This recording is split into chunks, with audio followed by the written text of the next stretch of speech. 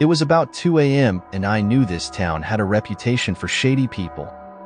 I was coming home from visiting family on the other side of the state. I first noticed the headlights behind me just outside of town.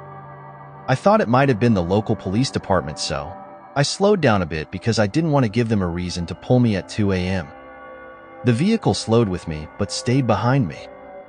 I guessed it had to be a police officer. I also knew I was getting tired and needed some caffeine. Seeing an open gas station ahead, I decided to swing in and grab a drink. When I pulled in, so did the other vehicle. Looking in my rearview mirror, I saw it definitely was not a police cruiser. The car did not go to the pumps or to the store itself, but hung back trying to stay out of the street lights. I made a decision to not get out and verify whether I was being followed. I turned out of the parking lot and back onto the highway. Looking in the mirror, I saw the same car get back on the road with me.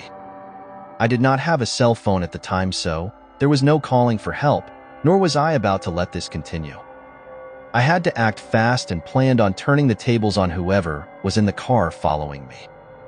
I knew there was a Walmart not far up the road, and they have a well-lit parking lot with cameras. I turned in and continued to drive normally. The other car continued to follow me. That's when I made my move. I dumped my truck into second gear and gunned it to create space. Turned into the parking area away from any other cars and dropped into first gear. I then applied the brake while turning the wheel and sliding across the pavement.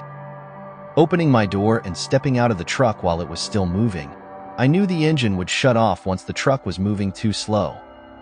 I drew my firearm and moved towards the other vehicle, aiming for the driver and shouting at them. They sped out of the parking lot and drove off as fast as they could, and I finished my trip. I guess they thought 3-on-1 in the middle of the night was going to be an easy target. Unfortunately, their target was me, a combat veteran who works in law enforcement.